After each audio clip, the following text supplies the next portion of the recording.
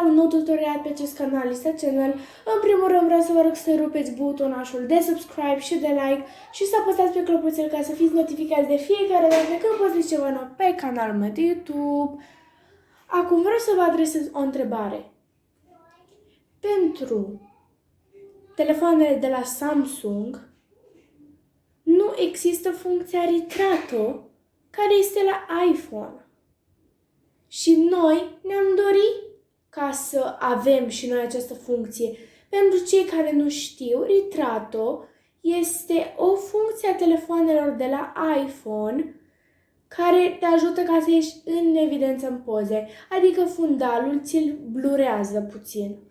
Ei bine, această funcție nu este și la telefoanele de la Samsung și pentru cei care sunt fan Samsung, în cazul meu, ne-am dorit și noi ca să avem chestia asta de Retrato.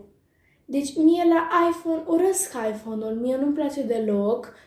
Singurul lucru care îmi place la iPhone este camera lui care conține Retrato. Deci doar pentru Retrato mi-aș cumpăra un iPhone.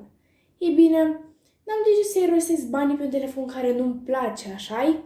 Deci, vreau să găsesc o soluție ca să-mi pot blura fundalul și de pe un telefon de la Samsung. Ei bine, am venit cu această soluție și pentru voi, așa că urmăriți filmul până la capăt, dați un subscribe și apăsați pe butonașul de like. Haideți să vă arăt. Desigur că vom instala prima dată o aplicație, intrăm pe Play Store și trebuie să instalați Blur Photo Editor, Blur Image, Background Editor. Ok, îl vom deschide. Așteptăm.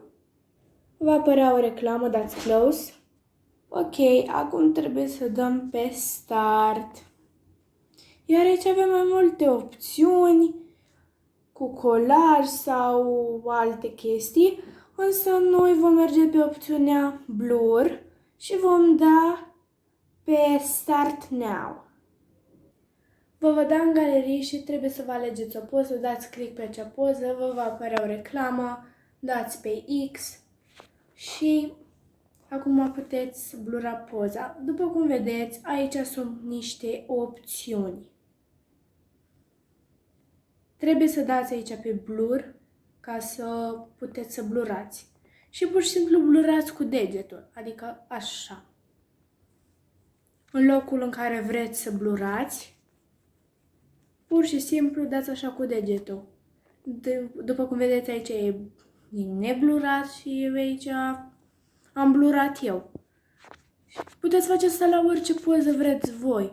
De exemplu, dacă voi sunteți în cadru și vreți ca să fiți așa, să se vadă mai bine, blurați pur și simplu. Și aici aveți cât vreți să blurați. Adică cât de tare să blurați. Mai mult sau mai puțin. Adică eu pot să blurez cam atât și să se cunoască puțin. Și dau așa, vedeți? Mie mi se pare asta foarte tare și mai ales pentru cei care nu au telefoane de la iPhone, care sunt fani Samsung sau alte firme, Huawei sau mai știu eu ce, este foarte de folos această opțiune și dacă nu mai vreți să blurați, dați pur și simplu One Blur. Sau Reset, mai bine. Zoom puteți da. Și mi-a plăcut că această aplicație are mai multe funcții și chiar mi-a plăcut și mie. Sper să vă fie de folos și vouă. Cam atât pentru azi. Sper că v-a plăcut acest tutorial. Dar nu uitați de acel subscribe pentru că am mare nevoie de ajutor. Apropo, am văzut că pe statisticile de la YouTube Studio mi-arată că 95, ceva dintre voi nu s-au abonat la canalul meu și 5, ceva s-au abonat. Tot de ce nu apăsați și voi pe acel subscribe?